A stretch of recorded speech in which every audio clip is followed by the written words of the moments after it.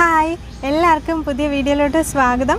അപ്പോൾ ഇന്ന് നമ്മൾ ഓണം സദ്യ വിഭവങ്ങളിൽ 4ാമത്തെ ഐറ്റം ആയിട്ടുള്ള മാങ്ങച്ചാറാണ് ഉണ്ടാക്കാൻ പോകുന്നത്. ഇതൊരു ഇൻസ്റ്റൻറ്റ് മാങ്ങച്ചാറാണ്. നല്ല എളുപ്പത്തിൽ ഉണ്ടാക്കിയെടുക്കാൻ പറ്റും, അതേപോലെ തന്നെ നല്ല ടേസ്റ്റിയുമാണ്.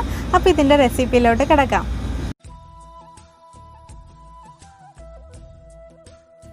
അപ്പോൾ നമ്മൾക്ക് സദ്യയിലോട്ടുള്ള മാങ്ങച്ചാർ ഉണ്ടാക്കാൻ വേണ്ടിയിട്ട് ഒരു മാങ്ങ എടുത്ത് ചെറുതാക്കിയിട്ട് അരിയാണ് ചെയ്യുന്നത്. ഒരു മീഡിയം സൈസിലുള്ള മാങ്ങയാണ് ഇപ്പം ഞാൻ എടുത്തിരിക്കുന്നത്. അതിനെ നല്ലോണം ചെറുതാക്കിയിട്ട് വേണം അരിയാൻ വേണ്ടിയിട്ട്.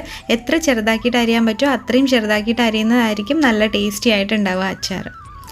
അപ്പോൾ എല്ലാം അരിഞ്ഞെടുത്തിട്ടുണ്ട്. അതിനുശേഷം ഒരു 1/4 ടീസ്പൂൺ മഞ്ഞൾപ്പൊടി ചേർക്കുക, പിന്നെ ആവശ്യത്തിനുള്ള ഉപ്പും കൂടെ ചേർക്കുക, പിന്നെ മുളക് പൊടി ചേർക്കുന്നുണ്ട്. ഞാനിവിടെ കാശ്മീരി മുളക് പൊടിയാണ് ചേർക്കുന്നത്.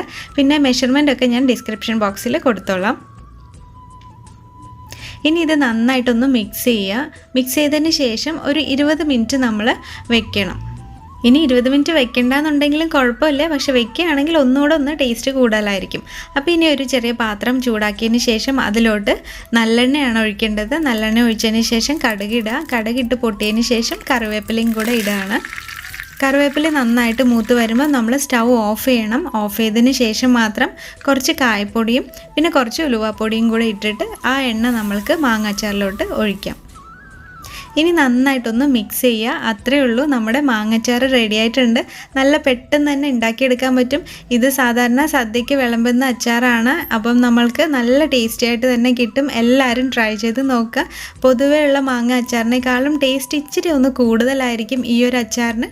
അപ്പോൾ എല്ലാവരും ഇതുപോലെ ഒന്ന് ട്രൈ ചെയ്തതിന് ശേഷം അഭിപ്രായങ്ങളൊക്കെ കമൻറ്റ് ചെയ്യുക. ഇനി അടുത്തൊരു വീഡിയോയിൽ അടുത്തൊരു ഓണം റെസിപ്പി ആയിട്ട് കാണാം. Bye bye.